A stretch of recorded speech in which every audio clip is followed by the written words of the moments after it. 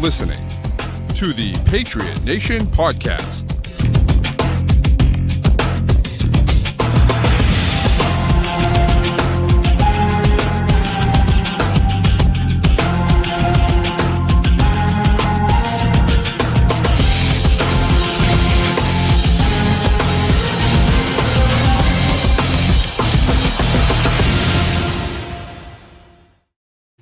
All right, welcome into another edition of the Patriot Nation Podcast. As always, a proud member of the CLNS group of podcasts. Make sure you download and subscribe to all those great shows to get great Patriots content all week. But tonight, it's the Pat Nation Postgame Show. And Matt, we're talking about the AFC East champion. That's correct. The AFC East champion, New England Patriots. Ooh, it's good to be back. Yeah, it's crazy that we're actually here, Pat.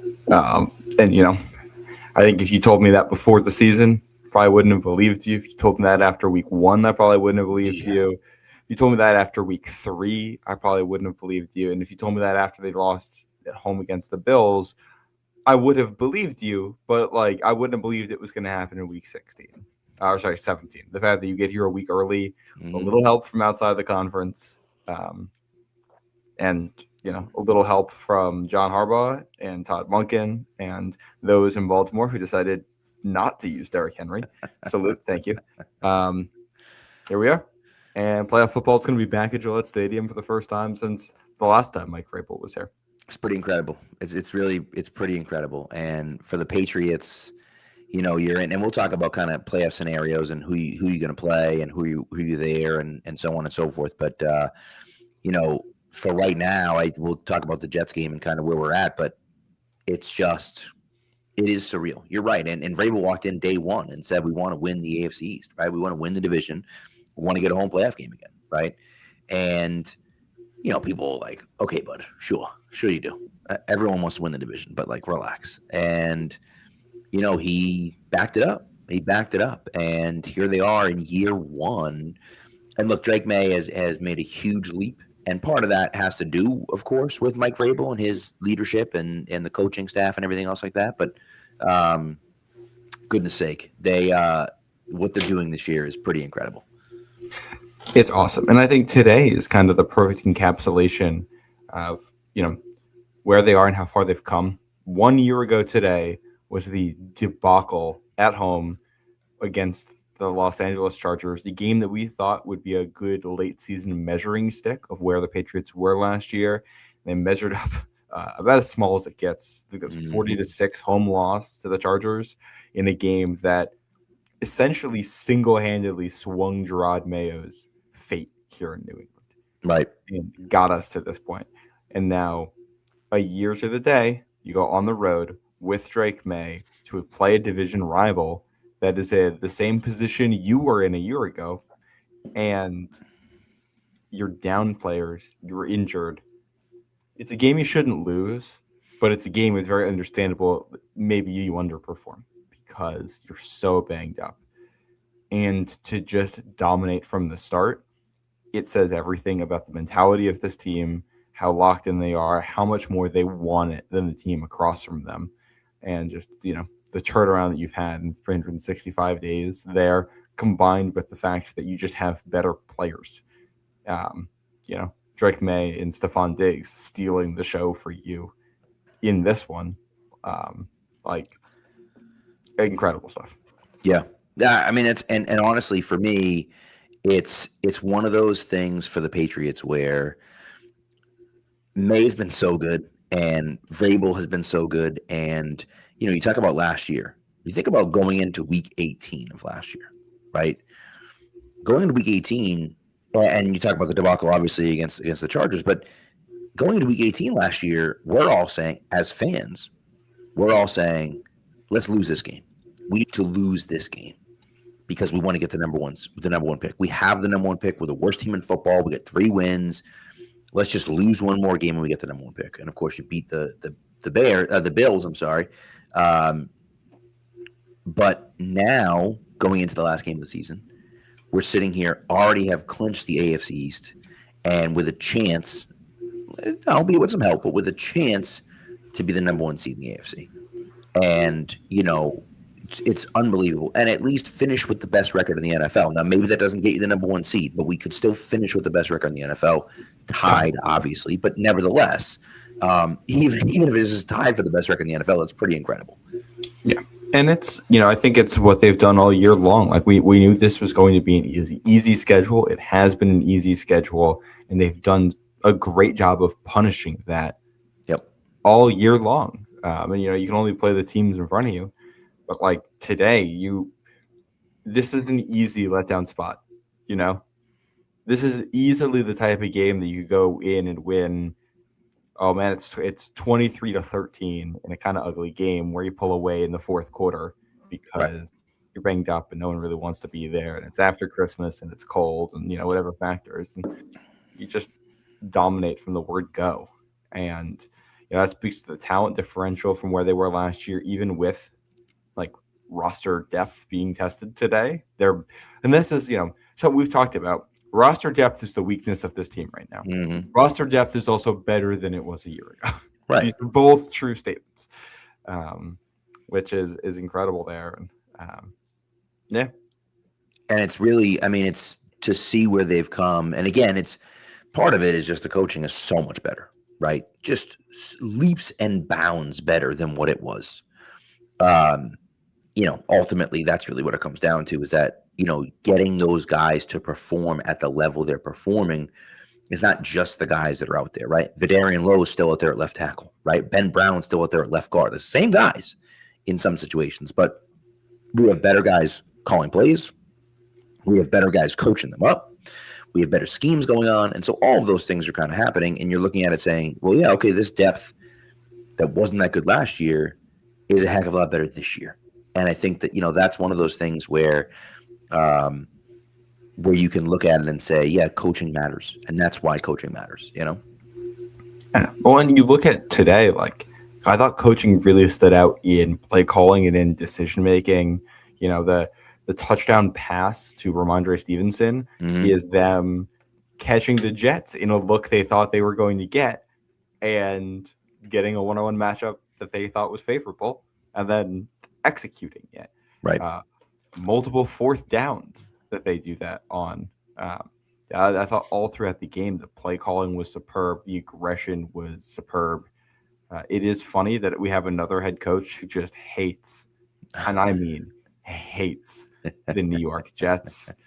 There was I was at the game today. There was a fan in our section who was like, when Vrabel called the timeouts at the end of the first half, it was like, what do you call it? It was just making the Jets run an extra play. Yeah. And he was like, "Oh wow!" It was like Vrabel wants to be petty. He wants it to be personal. All right, we'll make this a rivalry again. And I was just like, I don't think you understand what's going on here, buddy. This is not a rivalry, sir. You're the door. No, we're the door.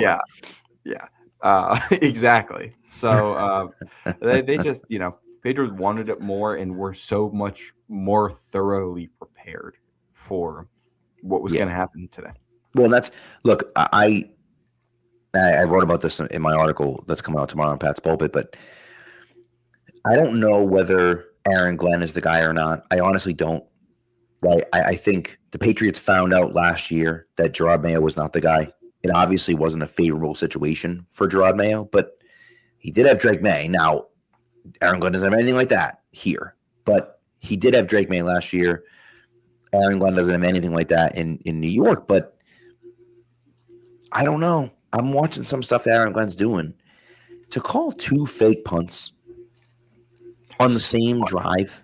That was so well. They went 3 and out, got a fake punt to move the chains, went 3 and out again, and then had another fake punt. To call 2 fake punts on the same drive should be fireable. That should be a fireable offense. Like you can't, because listen. First of all, the Patriots had the defense for the first one. They were ready for it. And Brandon Schooler, for whatever reason, just didn't react in time and allowed that pass to happen. I think Matt is frozen over there. But for whatever reason, didn't allow that, didn't react in time and allowed that pass to happen. And then you run it. It's complete insanity to think that you would try another fake punt when you've already done a fake punt. It makes absolutely no sense. Yeah. Do you have me, by the way? And now you're back. Yes. Okay. I don't know what happened there, but yeah, it's so funny. And I will say, like, the fact that, like, that's bad, but at least you could defend the multiple fake punts as at least he's trying something. At least he's trying to keep his guys engaged. It's downright, like, that's downright rosy compared to the full-on lack of preparedness by the Jets for the entirety of this game. They just didn't have. They had like one good play on offense, that outside run to Breece Hall. It's like, okay, that was a nice, well-designed play. When it was like they saw something the Patriots are bad at and put something together to go at it. Right. But I think, I was someone that was a proponent of the Patriots bringing in Aaron Glenn last offseason. He wasn't someone I considered at the top of the list, but he was someone who I thought was worth interviewing. I would be in full-on fire him mode now. He's a defensive head coach. Yeah. I don't care how much talent you have. The Patriots starting offense played 6 drives and scored 6 touchdowns on you. Right. Essentially because your guys can't communicate in coverage at all and can't tackle. Like, it's not this. They didn't face a third down until the third drive. Yeah. Like, there were some moments in there that were talent issues. Like, Diggs mossing a guy, that's a talent thing. Right. Most of those plays were just like communication and baseline execution and tackling and attempting to pursue a ball carrier. And there was very, very little of that for them. And like, that's just, to me, that is essentially fireball on its face. I have a question. If Aaron Glenn coached a different team and you were the New York Jets and you saw these results, would you even consider bringing him in for an interview to head coach for your team next year? Absolutely not. No, absolutely not. No. So then why would you, you have no foundation right now. You have nothing that you are tied to. Why would you bring him back? Yeah. I mean, look, the question that I have, and I don't know the answer to this too. The question that I have, by the way, Brock Purdy just made like one of the most sensational plays I've ever seen. But the question that I have is, what does it look like inside the building? I don't know what it looks like inside the building. I don't know if they're happy with the way things are going. They traded away their 2 best players, right? They traded away their 2 best players for a bunch of draft capital. Now the question becomes, what does that mean for them moving forward, right? Did they do that because they were tied to Aaron Glenn and they felt like this is our guy and we're moving forward with him? Because you trade those 2 guys and then you win back-to-back games. Now it's against the Bengals and the Browns, but nevertheless, you win back-to-back games. And then they did beat the Falcons as well at home. But like, you're just non-competitive in a lot of these games. And so is it, like you said, is it a talent issue? Is it a coaching issue? I don't know the answer to that question. I'm also not I'm not following the Jets on a day-to-day basis, so I'm not really sure what's going on there. I just think the vibes don't feel right. So if I were a Jets fan, I'd be calling for him to be fired. As a Patriots fan, I'm not, but as a Jets fan, I would be. I mean, I have nothing against Aaron Glenn personally. I have he was a good coach in Detroit, and I have a lot of faith that he can be a good coach in the NFL again. Right. It's not working right now, very clearly. If you lose this game, 20-10, you're fine. Even if you lose it 24-10, but the Patriots score a touchdown late, or you lose it 27-7 or something like that. But the Patriots are missing half their offensive line and half their receiving core, and you put up as much resistance as wet tissue paper. Right.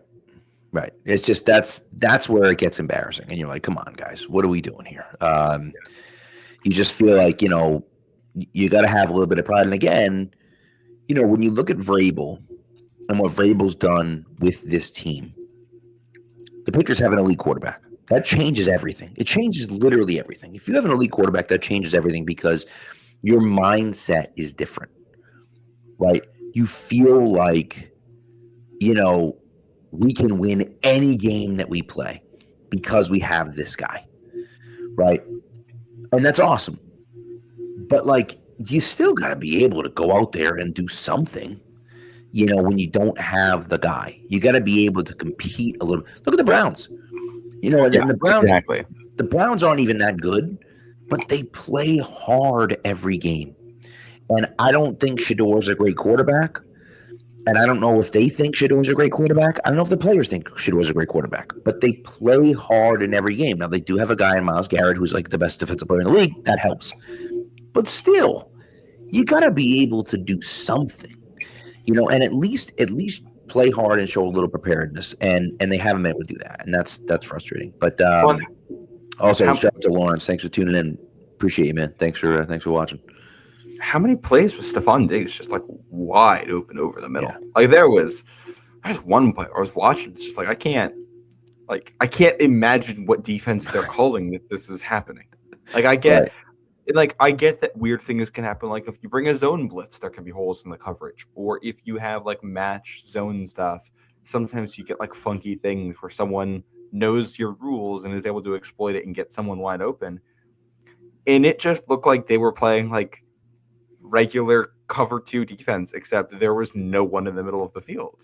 Like I got to go rewatch. Maybe there was something funky. I was there and I only got to see it one time. So maybe I'm missing something there, but it's just like these guys are not on the same page whatsoever. And the flip side of this, I guess, like for the Patriots is the way they were able to exploit this stuff. Like the first matchup between these teams was relatively speaking, close affair. It was a 13-point game. The Patriots were not perfectly smooth. That was kind of in that little lull that Drake May had in this season, where he's still playing at a high level, but there was a little bit more left out there than you probably would have liked. And you beat the Jets at home in prime time. You beat them by 2 scores, and it's comfortable. But you come away from it saying, like, man, that's a team that you can blow out. And to go on the road, even without, like Mac Hollins was pretty big in the game. Without him, to go and do, and no Will Campbell, no Jared Wilson, to go out there and do this, it's like, all right, that is putting them on notice. Yeah, and I just think from a Patriots perspective, because I don't care about the Jets. I just don't. I don't care about the Jets. The Jets are terrible. They'll always be terrible as far as I'm concerned. Maybe they'll be good one day, but as far as I'm concerned, they're always going to be terrible. Well, they're not getting a quarterback in this draft. They're not, and they might draft Mendoza. But they don't even have the number 1 pick. The Raiders did. They're probably going to have the number 2 pick in a 1 quarterback draft class. Right.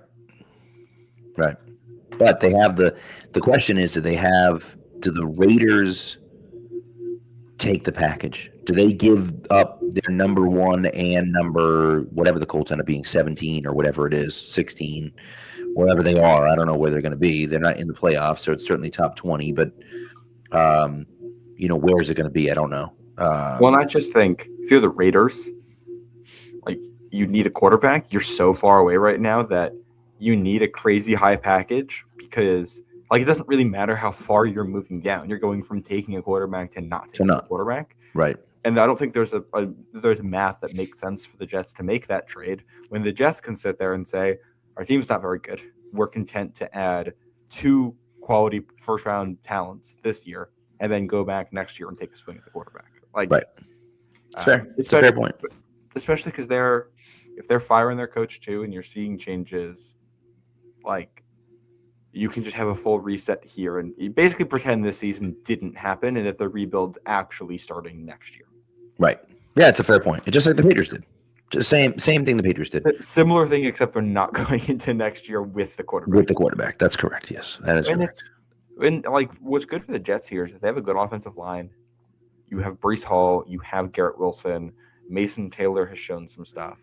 So like offensively, if you can find a half decent quarterback, you think you have a supporting cast that can start to make things work and start to put things together. As you can tell, though, that defense is just there's no talent over there, right? I mean, there's some talent in the front 4. They have a couple decent pass rushers.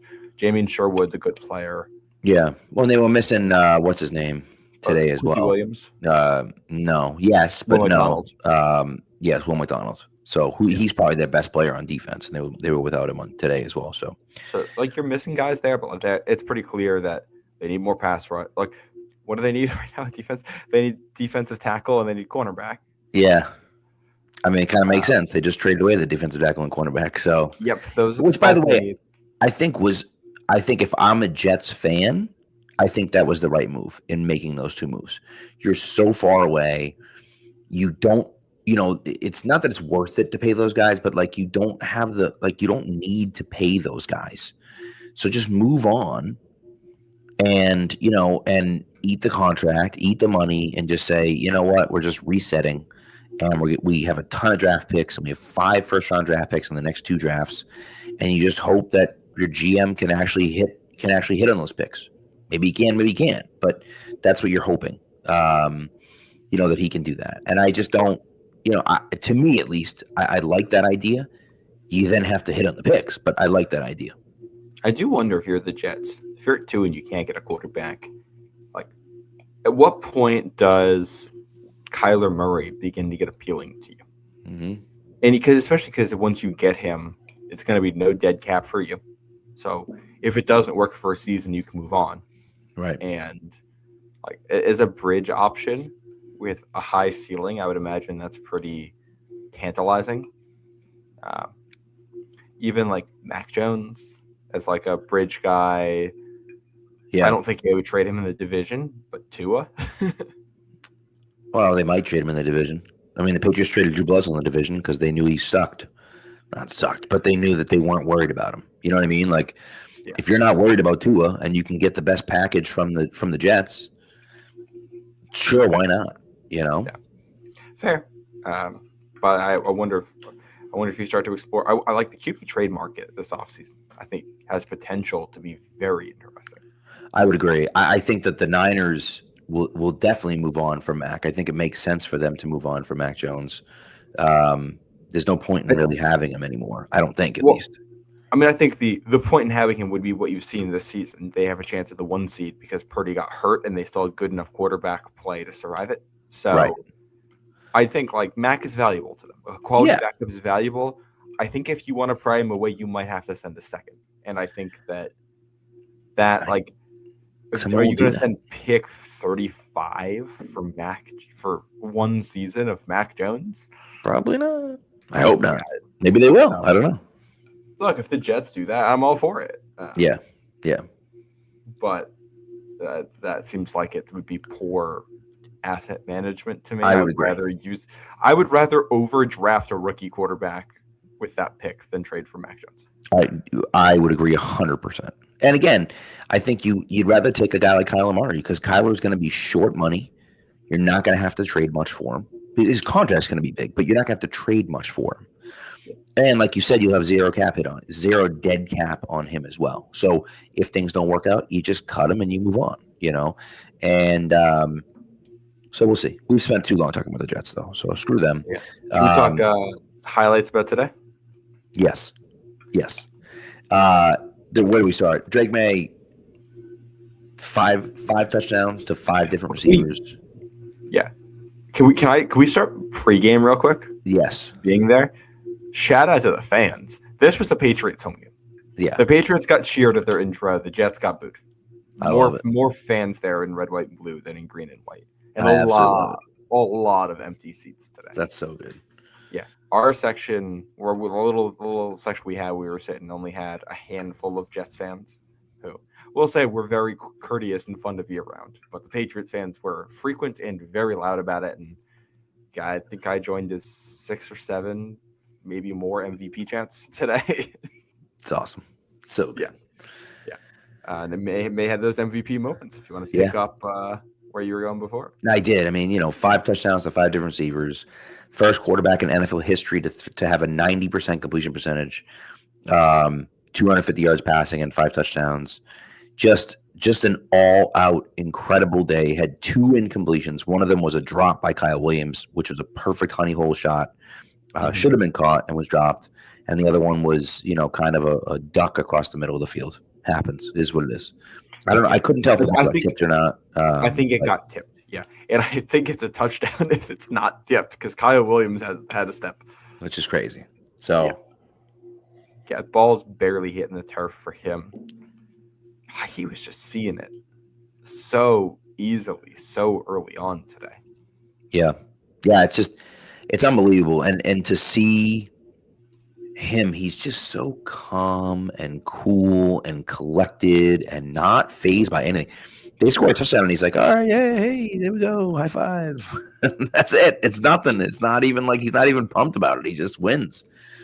And you're like, okay, that's what you want. You want a guy that is like that. And we always talk about when we coach basketball, right? We always talk about this, right? The game goes like this, and you want to go like this, right? Like that's what you want. And that's what May does. That's the perfect encapsulation of what May does. He doesn't go the highs and lows. He just, he just is the same guy all the time. And this guy here points out the Diggs catch. That was outrageous. First of all, the instant roll out by May and the throw off his back foot like that. And then, I almost said Moss. And then Diggs just coming down with that Moss-like catch. Just incredible. And did you hear him after the game? I don't know if you heard him after the game, but Kyle Williams was in the game was in the scrum interviewing Diggs. And he goes, what were you thinking on that catch? He's like, I was just trying to be like Austin Hooper, man. It was just that's great. Like, that's so funny. That's the stuff. Like, that's the stuff that I love about this team. Yeah. Well, I think, that play speaks to what Drake is able to do, and also it's just the instincts in the ability to extend the play. Like Stephon Diggs he's open, but he's not open. Right. And it's a throw you have to make on the move, and it's scramble drill, and it's like that's Diggs running a route and just going vertical because that's where the space was on the field, and that's kind of where May's going. And it's like he's not open, but you can throw the ball because he's got to step on the defender, and the defender's got his back turned. So you feel like, all right, well, the defender's not going to pick this. So if you put this up in a spot where Diggs can catch it, it's a completion or it's a big play or it's an incompletion. Ball's in the turf. We don't have to worry about a big negative play here, and this is a chance you can take. And to just know that and make that decision in that spot and then be able to, cash the check by actually making that throw. And I think this is to compare this to some of the stuff we've seen previously in New England with different quarterbacks. This is where if you look at the tape when May goes to throw that ball or right before he throws the ball, it would be easy to look at that and say, man, no one's open. What is he supposed to do? Right. Good quarterbacks find ways to overcome that. And then, you add in a little receiving talent there. Well, and that's a tiptoe along the sideline. Yeah. And I think too, when you think about what the Patriots are doing and the way that they've coached Drake May up is if that corner has his back turned, just throw it. Just throw it. Because like you said, he's not making a play on the ball. At worst, it's an incompletion. Or it's a defensive pass interference, or it's a catch. But that guy's turned around. He can't make a play on the ball. So just throw it and give your receiver a chance to make a play. And that's the type of stuff that he's been doing. I love that he's been doing that. And, what they do. And TD says, too, true coach of the year is Josh McDaniels. And I completely agree. The way that he sees the field, the way that he understands things. And, they talk about him having a photographic memory and him understanding things, very well and, kind of seeing it once and understanding and so on and so forth. But, you have to put him in that position. You have to put him in the right spot. And being able to do that, having the guys that can put him in that spot, that's the key. And so having a guy like McDaniels is so huge for the Patriots. And the fact that, listen, things can change, okay? But the fact that he's talked about wanting to stay here forever, the fact that he's been a failed head coach twice and, also did what he did to the Colts, I just find it unlikely that anyone else is going to give him a head coaching job. And if that's the case, then he's here for as long as he wants to be here. And that's a great thing for the Patriots. I will say on that play, I want to go back to the coaching aspect of this here too. At least in the stadium, among Jets fans and the guys that were there was a little bit of doubt as to if Diggs actually caught the ball. From what I could tell on the replay, it was no doubt that he caught it. No doubt. But the Pats are prepared in that spot. They rush to the line, get in formation, get a playoff. And like, not only do they do all of that before the Jets have a chance to challenge the play, if they were thinking about challenging it, it's a 6-yard run. Right. So you're already into 2nd and 4 after that. And just like those little things of execution, I thought were awesome. Yeah. It's those types of things to me that's reminiscent of Belichick when Belichick actually like had his faculties, right? You think about like Super Bowl 40, Jesus Christ, 51. There's so many of them. Super Bowl 51. When Edelman makes that crazy catch, right? Edelman makes a crazy catch, and the Patriots sprint to the line, and they're forced to challenge the play. Now, they only have one timeout left. You might as well challenge it. It doesn't really matter in that situation. But the Patriots forced their hand. It was going to go down to the 2-minute warning. And at the 2-minute warning, it gets automatically reviewed. So if it hit the 2-minute warning, they would have reviewed it. But because the Patriots rushed the line, you force the Falcons to use one of their timeouts, and that ends up mattering in the game when the Falcons get the ball back after the Patriots tie the game. So it's that type of stuff where it's like those little coaching points matter. Yeah, and you also get to run another play and get the 2-minute warning after, which I think was the big outbreaker or crosser to Amendola, which is a huge play in that game. Right. I have another play I want to highlight for Drake May's awareness today that stood out to me. The Patriots are doing a lot today where like moving around where the backs and tight ends were just to figure out, is this man, is this zone, what matchups are the Jets giving us right now? And there was a 3rd down, or might have been the 4th. I think it was the 4th and 3 actually. The first 4th down on the drive where they score a touchdown in the 2nd quarter, and they line up, something funky to the left side of the formation, and immediately you can tell it's man coverage because of that. And then you look, 3 receivers to the right side, Diggs is in the slot. We all know what's going to happen here. It's man coverage. Diggs is in the slot. He's probably going to have a route where he can, one of the Edelman routes, a 2-way go. You can just go where there's open space and May can throw it to him. So, all right, we know it's May. You got all that. So what happens? May drops back. He looks to Diggs, pumps to throw it. Well, the man coverage came with a bracket, and there's 2 guys on Diggs. But then you start doing the math. It's man coverage, which means that's 5 guys for 5 receivers because they were spread. That a 6th guy now is in coverage on Diggs, and that there's a 4-man rush. The only other player on the field who – that means you only have one guy on the field who has eyes on the quarterback, really. And that's the free safety. And you need only 3 yards to pick up on the ground. So he looks to Diggs, pumps, pulls it down when he sees that it's been taken away by the bracket, and casually runs for a 1st down. And just immediately makes that decision. Because, it's just – that all right, we're going to this, and if that's the coverage, there's going to be a running lane, and I can just take off because no one's looking at me. And just such a heads-up play from him there that was incredible. And I do think, you get to the playoffs, Stephon Diggs is going to see brackets. This is something they're going to see. And now defenses know, all right, this is going to be a key thing. If you're a pass rusher against the Patriots in the playoffs, it's a key down in distance, and they're going to give you something funky and try to get the ball to Stephon Diggs. Now if you May is going to try to run, you take that option away. Yeah. Which means as a rusher, you now have to be more focused on closing the rushing lanes than actually getting to the passer, which in theory now means that the coaching point can be, hey, know that they might be looking for this, and you're going to have an extra second in the pocket to look for another option, and we're going to get someone else open. Well, that's the other part of it, is that if you can read the defense well and you can make the right plays in the right moments, you put all that stuff on tape. And now you give the defense so much more to consider, right? It's not just the pass, it's the run. But it's not the run because he's panicked. It's the run because he knows we can't stop the run in that moment.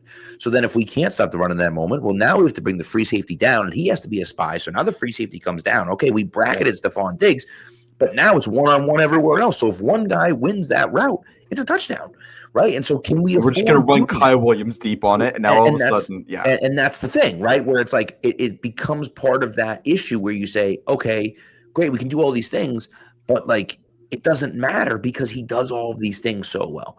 And I just think that you put so much stress on the defense, and the defense has to be the one to think, oh God, we have to do this, this, this, and this. And it's not just the first 5 things we have to do right. We have to do the first 35 things right because there's so many other things that he can do to us on a given play that we have to take account for, right? And the offense then has the defense on their heels a little bit. And if you can read the defense well and make the right decisions, it becomes awfully difficult to stop. Yeah.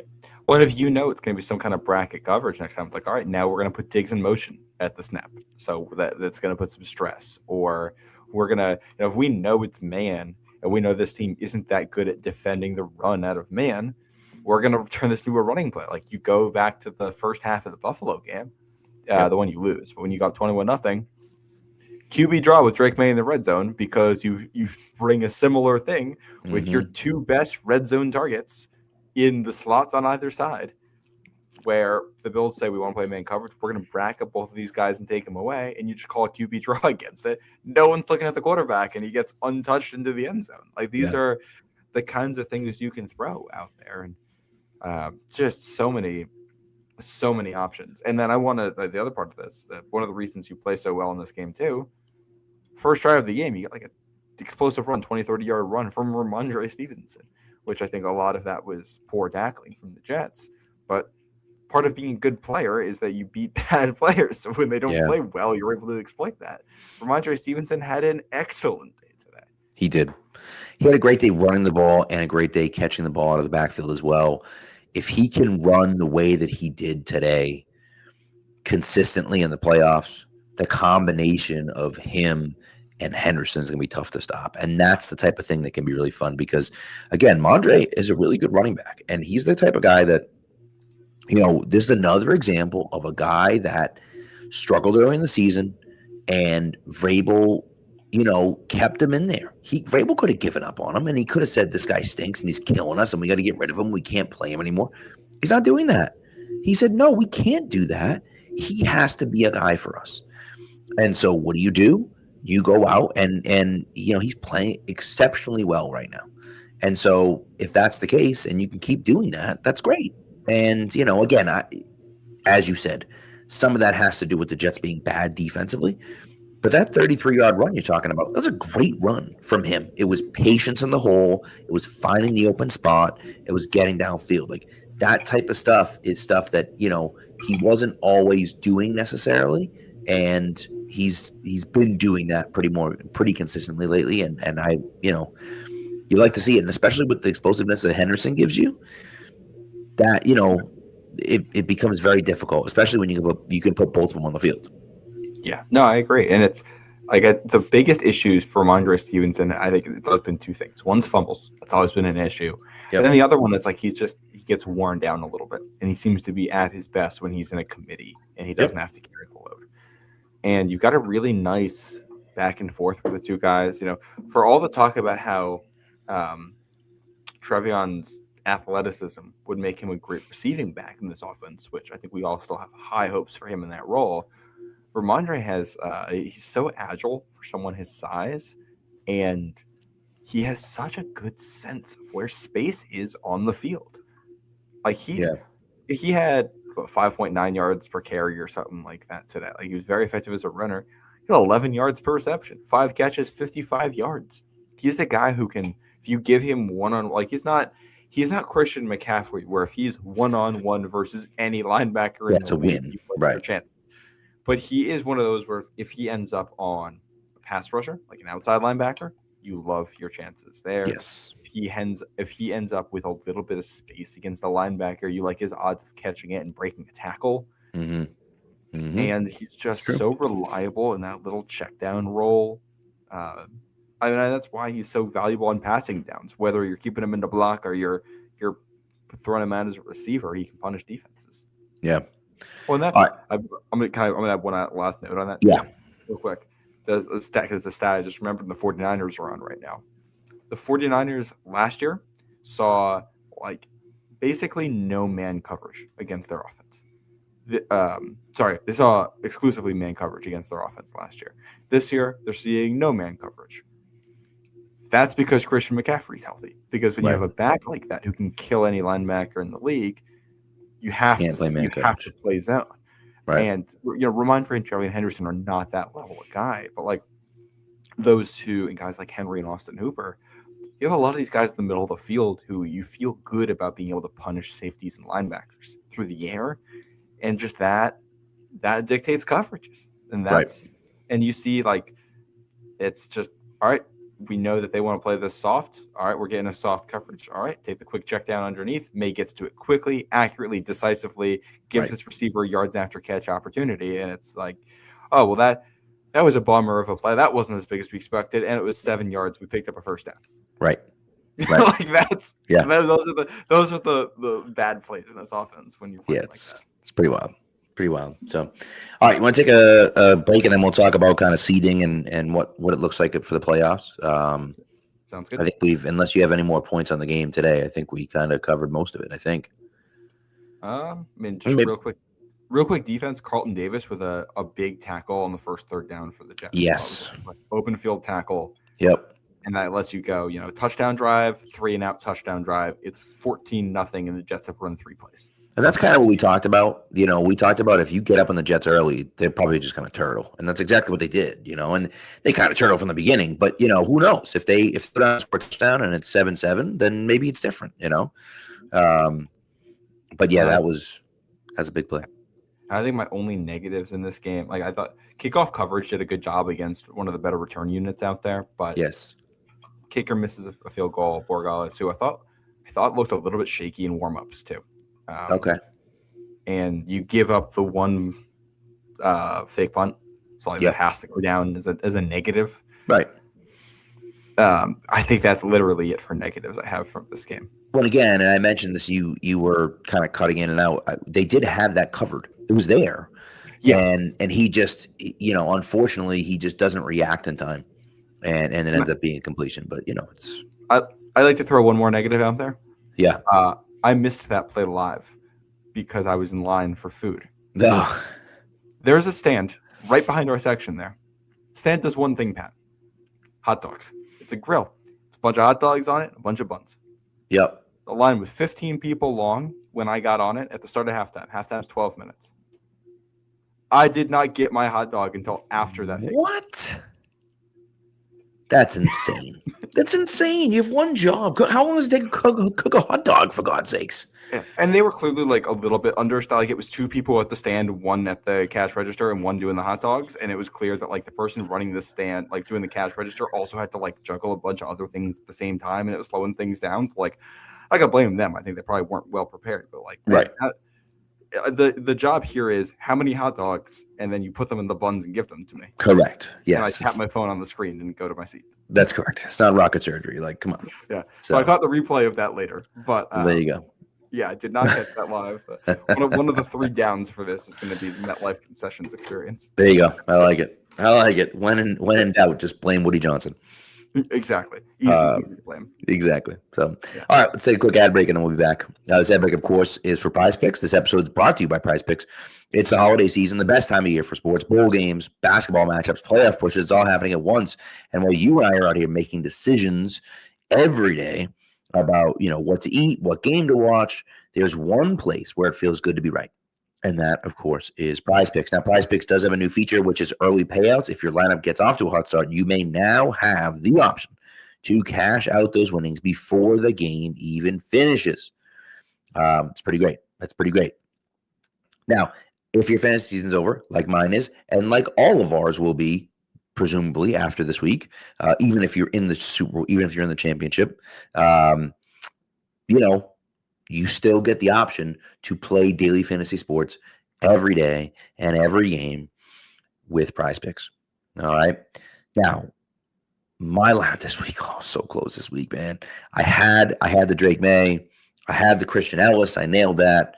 And unfortunately, I went with Nico Collins on Saturday, and Nico Collins got very close, but unfortunately did not do anything. However, I did have a flex play in there with a little bit of extra sauce in there. So because I had a flex play, I was still able to win, even though only 2 out of my 3 guys actually hit on their lineup, which is pretty nice. So I was still able to win something, even though 2 out of my 3 hit and not 3 out of 3. So it's a pretty nice option for you there. Of course, a little bit, the odds aren't quite as good, but you save yourself in a situation like that where, one of your guys in your lineup doesn't come through, but the other two do. You still are able to walk away with something. So what are you going to do? You're going to download the app Prize Picks. You're going to put in the promo code CLNS. When you do that, you're going to get $50 in lineups after you play your first $5 lineup. That's code CLNS on Prize Picks to get $50 in lineups after you play your first $5 lineup. Prize Picks. It's good to be right. All right. So let's get into seeding a little bit, because I don't want to give people a popsicle headache here. But I do think that the seeding here is important. TD was asking a question about, do we think that that Drake and Diggs and others might sit next week against the Dolphins? The answer to that question is going to be no. Okay. And the reason why not is because right now, not everything is guaranteed. Okay. Right now, as it sits, the Patriots are the number 2 seed. But there are a bunch of iterations that could happen, and we'll kind of go through some of them. Yeah. But if the Patriots were to lose and the Jaguars were to win, Patriots would drop down to the 3 seed. And the Jaguars are hosting the Titans and going to be massively favored. So you assume that the Jaguars are going to win.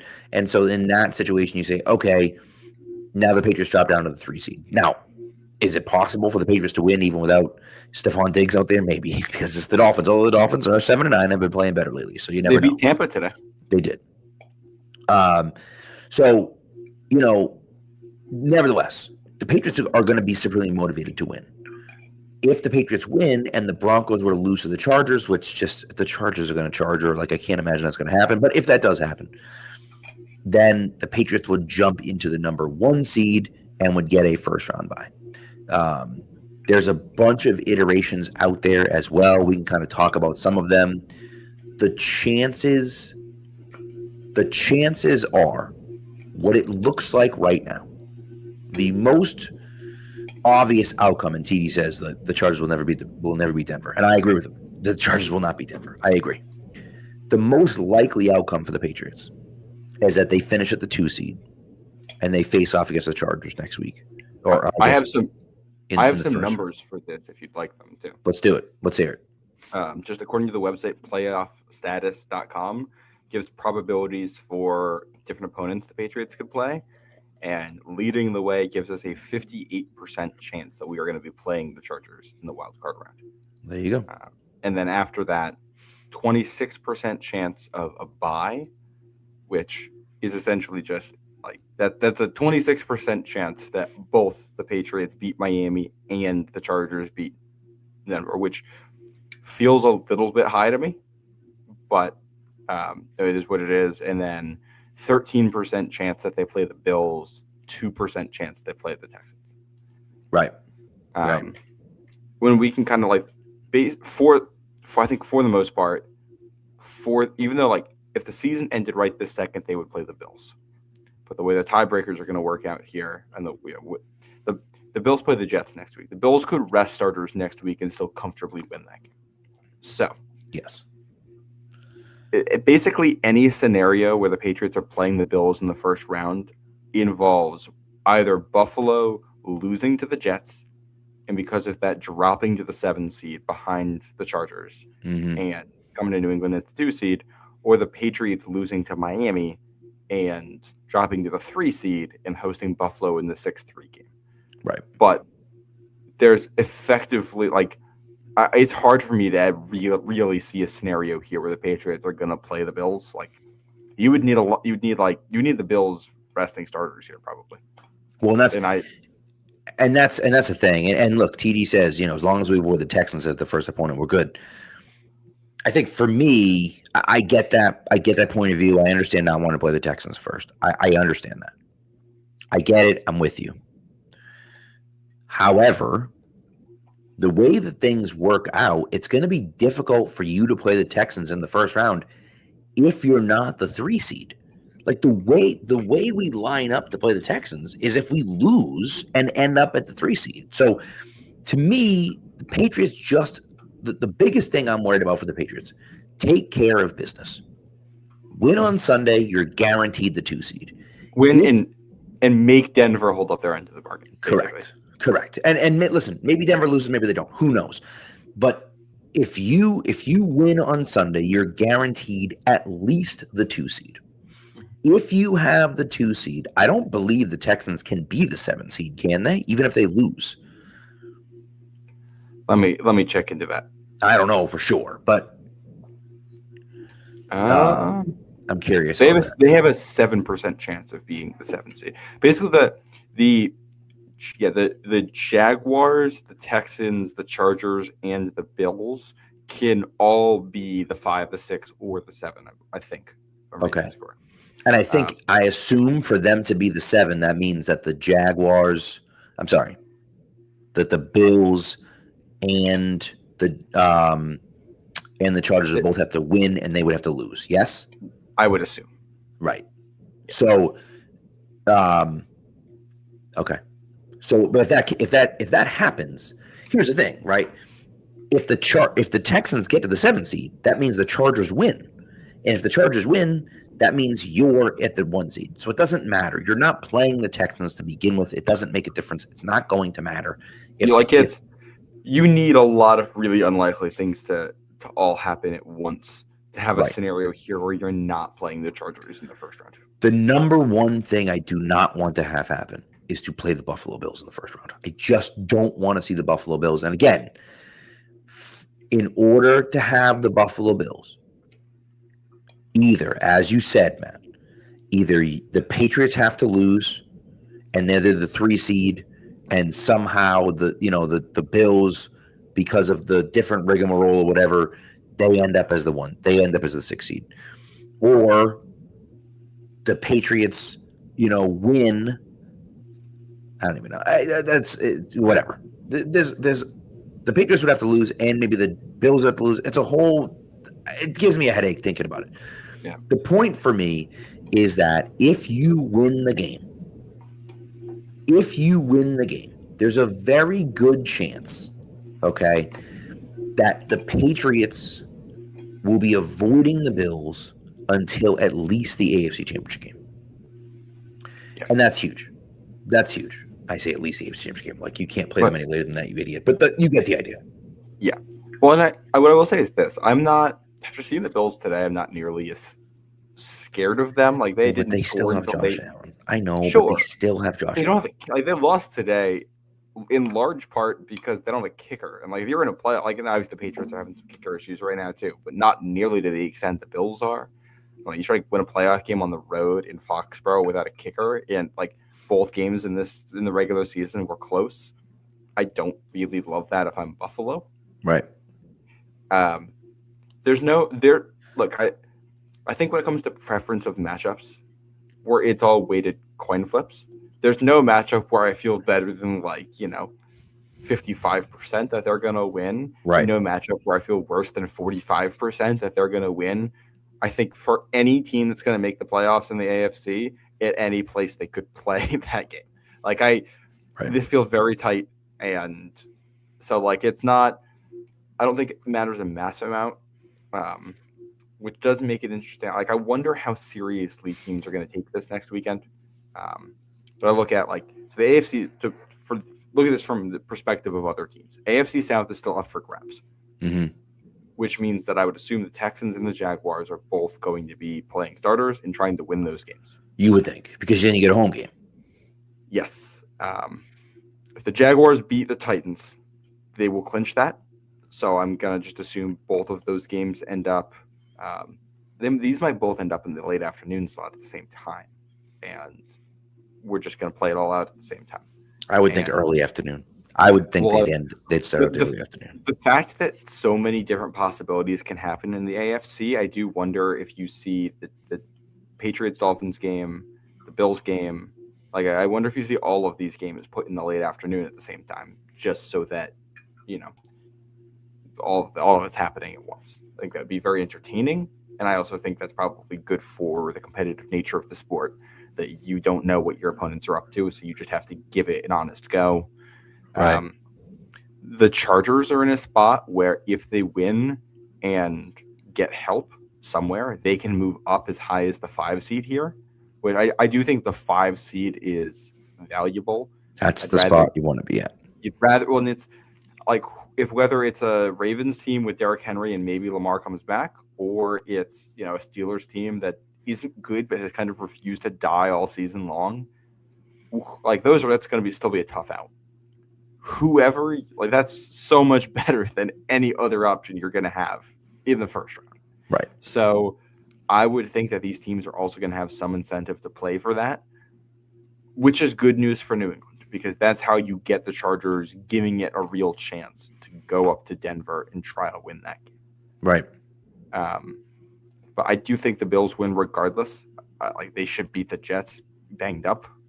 Yeah. Even, like, they're in New York, but like, I don't really care. Like, they shouldn't matter. Today was in New York. It didn't make a difference. Yeah. And you would expect the Jaguars, like that Jaguars are massive favorites. Those two feel like locks. Texans should also comfortably beat the Colts, but the Colts gave the Jaguars a game today, so you never know. That could be an upset. They could throw things for a loop there. So I think there's a very realistic scenario. Like, I still kind of feel like this comes down to, like, Chargers are the 7 and the 5 and the 6 comes down to if the Texans get upset or not. For between the Texans and the Bills, the Jaguars are the 3, and it's like, all right, we're probably going to get an AFC South rematch with Texans Jaguars, and we're probably going to get Bills at Steelers or Ravens, and we're probably going to get Chargers at Patriots. Like that. That feels like how this plays out. Yeah, it does kind of feel that way, and ultimately we'll see. Right, we'll see kind of where it goes, and I think it doesn't. The interesting thing about the way this is going is that we don't know anything about what's happening. And we're kind of not sure of what's interesting for me, I guess, is that there's no like dominant team in the AFC. The Patriots are very good. The Broncos are very good. The Texans are very good. The Jaguars have played very good, right? The Bills have the potential to be very good. There are good teams in the AFC, but they're kind of all good teams. And so it's like you don't really know who's going to be the team that's going to win, right? So that's a fascinating thing for me because no one has any idea what's going to happen. And I think that, that makes it a lot more fun when you look at it and say, all right, this is cool. Like the Patriots could win, the Bills could win, the Texans could win, the Broncos could win, like shoot, like the Chargers are not going to win, but they could theoretically win, right? And that's what's crazy about that, right? Is that there's so many different guys, so many different teams that come out of the AFC, and that's what makes this season so much more interesting. Because we just don't know. I want to throw another. First of all, I'm going to correct something I said.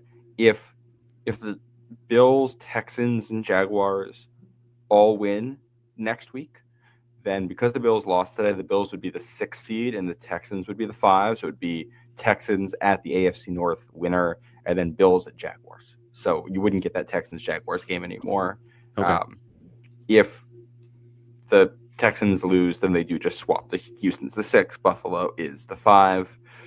If you have a scenario here where the Chargers beat Denver and the Patriots win and Jacksonville wins, Denver drops all the way to the 3 seed because then they're just eating the tie with Jacksonville and they lose that. So, like, basically in a situation here where, we'll say that all of the favorites, the teams you would expect to win their games, win, and the Chargers beat Denver, it actually sets up a Chargers and Broncos rematch back in Denver the next week as the 6-3 game, and you get Bills as the 7 at Jacksonville, the Texans as the 5 at the AFC North winner. So a lot of permutations there, but, worth noting that, Jacksonville could still be the 1 if the Patriots lose. Denver can probably does drop as far as the 3 with a loss. And Chargers can get that 5 seed with a win and some help. They need the Jets to beat the Bills to make that happen. Yeah, which is it's just not happening. It's just not happening unless the Bills are like literally trying to lose that game. Yep. like I just can't imagine that's going to happen. Right. And last year was a different scenario because, they didn't care. They were locked in already. It didn't make a difference. This year makes a difference. It matters. Yeah. I will say the other part of this here, we talk about like tanking, or not tanking, but just like resting starters because you care more about resting than you do about the playoff matchup. If the Bills do that and lose to the Jets, and that sets up a return to New England. First of all, the Bills are the 7th seed in that situation. So there's no spot here where they can get a home game. I do think like getting the 5 seed a couple of years ago was not that, like the 5 versus the 6 is not a massive difference. I think the 5 versus the 6 is a somewhat significant difference now, because once you add in the 7 seed, like in a world where the 5, 6, and 7 all win on Wild Card Weekend, which I think is possible in this year's AFC, the 5 seed is hosting a divisional round game. Like you get home field advantage there, and I also think with how wide open this AFC field is, like if you're at a spot where the 5 seeds Houston, the 6 seeds the Chargers, and the 7 seeds Buffalo, let's say, it's not crazy to me to say that the Bills go into New England and win, and then go into Denver and win. They might be favored in either of those matchups, right? Which means if you get the 5 seed like versus the 7 there, like you're hosting the AFC Championship game. Like I think that is a somewhat realistic possibility here, and something you should be trying to fight for if you're one of these teams. And then the flip side of that, if you're Buffalo and you just were like, all right, we'll take the 7, but you'd have to go on the road in one of those games. But if you're Coach McDermott right now and you rest starters the last week and you go in as the 7 for a rematch in New England, if you lose that game, you're probably fired before you get to your post-game press conference. That is like begging to lose your job, because the number one question is going to be, this is a matchup that gave you trouble in the regular season. You lost to them at home this year. Yep. You lost the division to them. And when the opportunity arose to win a game against one of the worst teams in football, to avoid this possibility, or to at least, you passed on it, then got the opportunity and lost to them. There's no good way to explain it. It doesn't make sense. It doesn't make sense. And again, like I think that it's more likely that they get to the 5. Like they can not easily, but they can get to the 5 pretty simply, right? And I think if they get to the 5, now you're playing against that 4 seed, and you have a real chance to win that game. Whereas you lose the game on purpose, right, and drop to the 7 and play the Patriots. Like I don't. That doesn't make any sense to me. Like it just doesn't make any sense to me. Like you go into to the Jets and you win that game, partly because you lost this game that you should have won.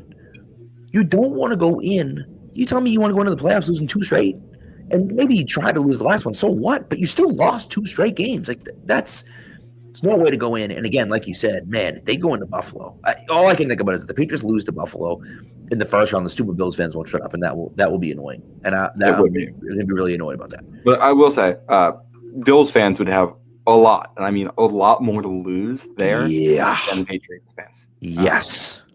So, especially because you have how the first matchup went, how that the second matchup went. First half, the way you play against Buffalo, right, and the things that gave you issues in the second half, I think you've seen May adjust to since then. Yep. You never know what's going to happen when you see that team again, but like, of course, the Patriots can beat all these teams. Like Buffalo doesn't. I do think like getting a bye is important, because I do feel like all these games are like coin flips. So if you just get to avoid one of the coin flips, that immediately gives you a massive leg up on every other team. Right. Well, that's really what it comes down to. And again, I think you want to get the bye because it doesn't matter who you play in the second round. It just doesn't. It doesn't make a difference, right? And that's so out of your control because, especially with the addition of the 7th seed, like the matchups are so fluid in the second round. Like it could be one of 4 teams that you're playing. All right, well, you can't plan for this. You just have to see where the cards take you. Right. Well, and also that's one of those other things where Paper Waves checking in. Appreciate you coming through. But that's one of those other things for me where it's like, yeah, maybe that Chargers game is the easiest matchup that you have. Fine. Maybe it is. But you have no idea what is going to happen in that first round of games. So who knows who you're playing in the second round?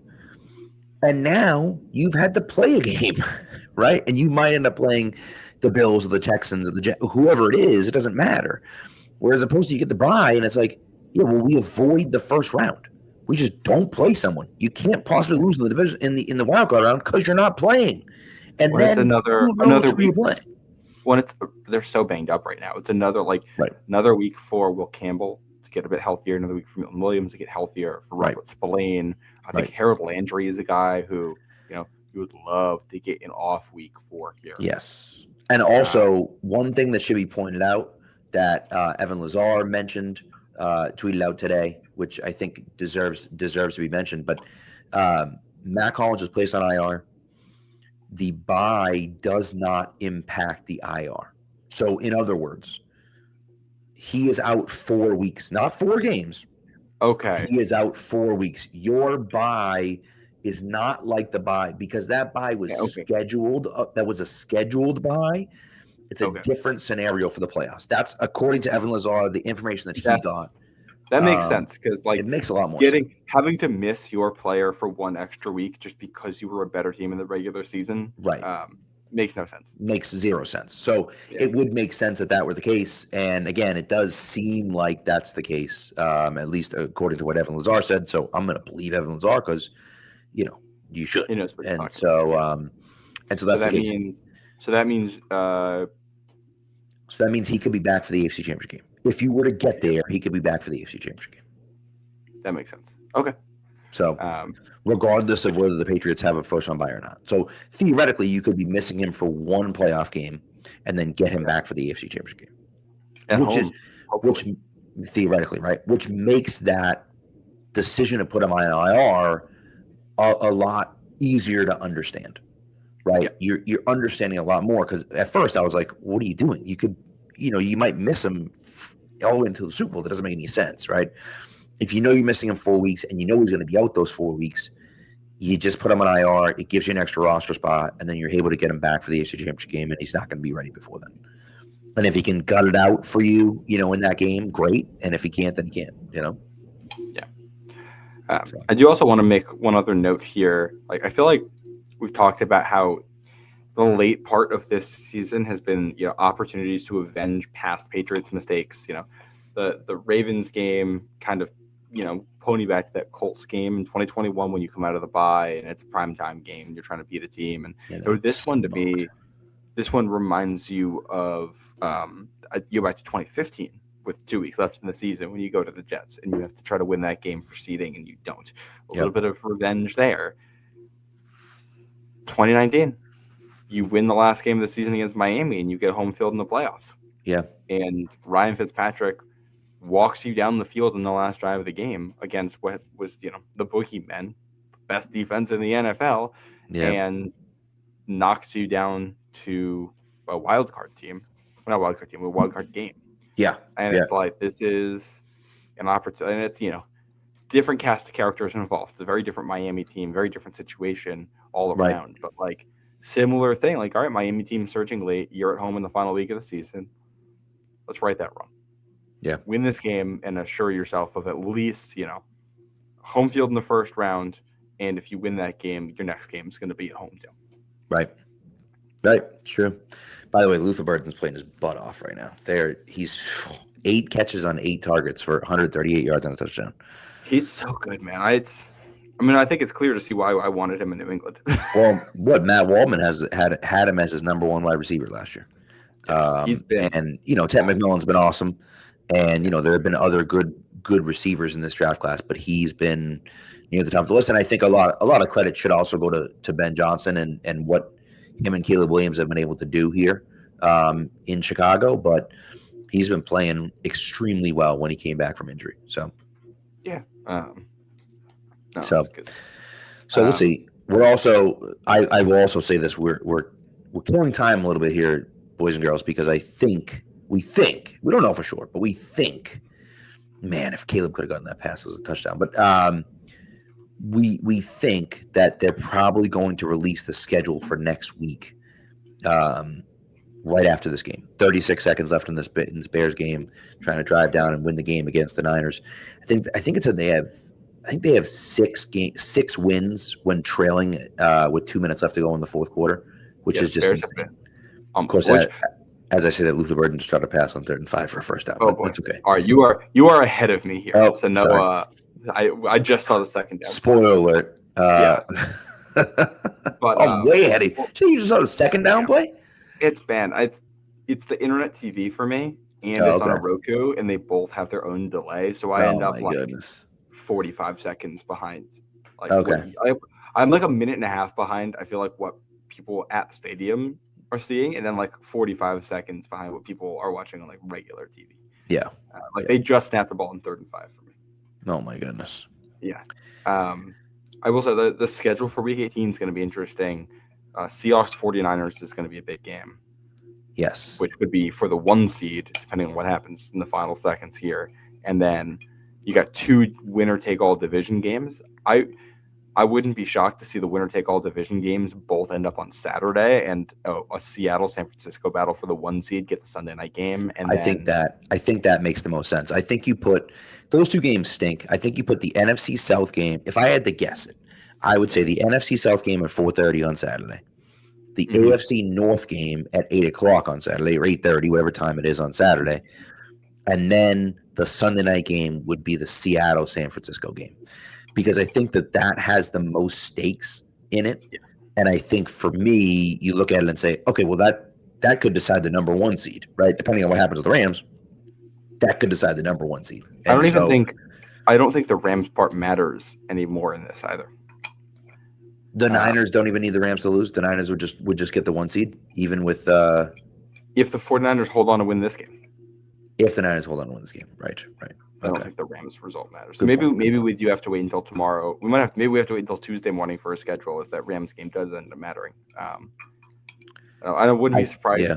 I wouldn't be surprised to see all the AFC games with implications just all put in the late window. Yeah, I'm really hoping that the Patriots get a 4:30 game for a few reasons. Selfishly, because my favorite game is 4:30 to go to. My favorite game to go to was a 4:30 game, and also because the 1 o'clock games, I miss the tailgates because I have practice in the morning. But a 4:30 game, I won't miss any of the tailgate. I mean, I'll miss maybe the first 20 minutes of it or something like that. But I won't miss much of the tailgate, so that would be nice. So, but we'll see. We'll see what happens. Of course, there'll be traffic heading home from, but whatever. It is what it is. What else is new? Yeah, it just is what it is. I can't worry about that. Yeah. Do we want to, I don't know if we're actually going to get a schedule. Do we want to end this here so we can actually watch the end of this game without spoiling it for each other? Yeah, all right, let's do that. Let's do that. And then if we're, hopefully my prediction is Patriots 4:30 on Sunday. We'll see what happens, but that's what I'm hoping. I think either that or they might stack some games in the early window, some games in the late afternoon. Yeah, I think the Bills probably play in the early window, and then the Patriots play in the late window. That's kind of what I'm guessing too. Because it doesn't matter. The Bills game doesn't have any implications on the Patriots anymore. It makes no difference. And you could also put the Bills, the Texans, and the Jaguars all in the 1 o'clock, and then the Patriots and the Chargers Broncos in the late. And you want to put for me at least, you want to put the Patriots and the Broncos together because you want to see where that seeding turns out to be. Yeah. And that Chargers Broncos game has to be a 4 o'clock game. And so if that has to be a 4 o'clock game, then the Patriots, they're not going to play a 1 o'clock game in either of those spots. You know what I mean? Yeah. Yep. Oh my! Right. And then I think we'll have what do you call it? We'll be back. Is it going to be another Friday show with the holiday and everything? Probably. Or a New Year's Day show. One or the other. Yeah, it could be a New Year's Day. Could be a New Year's Day. Could be a Friday show. We'll let you guys know as we kind of get further along. I know you're so far behind. Oh my God!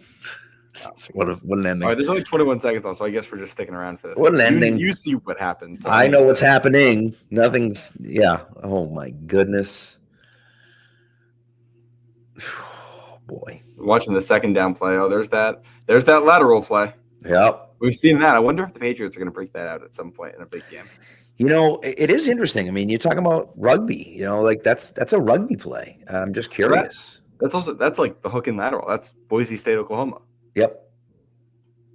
Oh.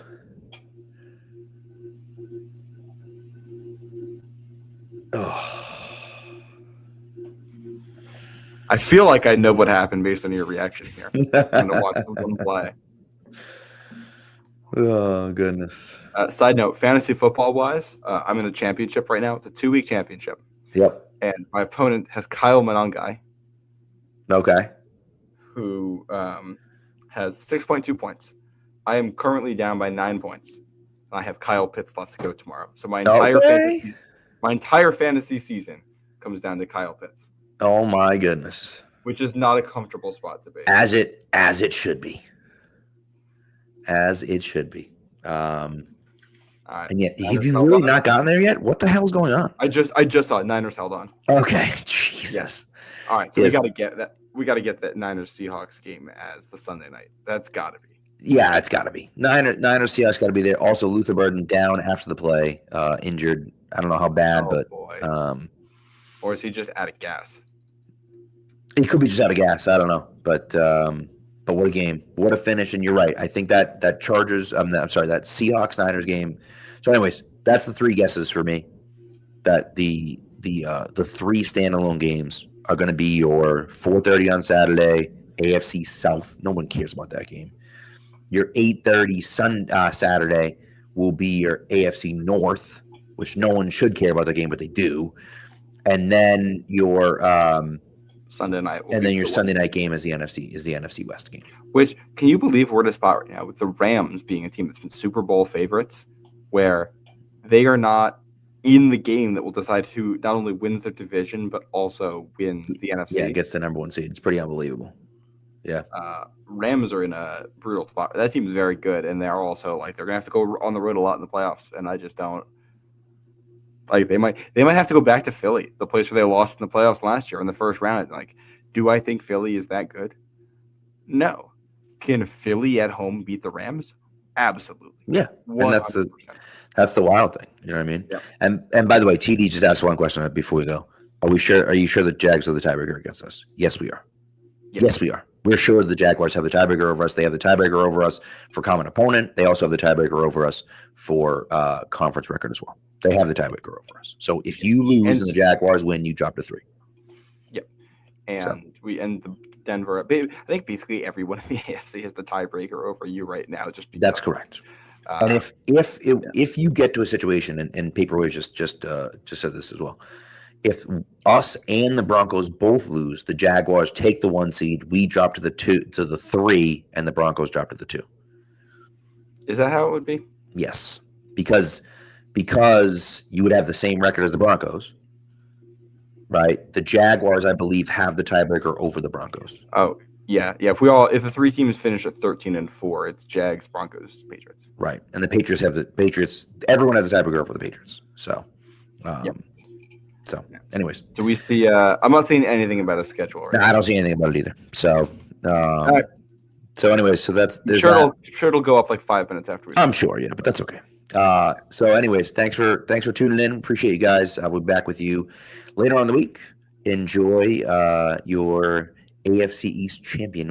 I may have to go out and get one of those shirts that says "Been there, won that." That's pretty dope. That's a pretty good one. That's a pretty good one. So, but.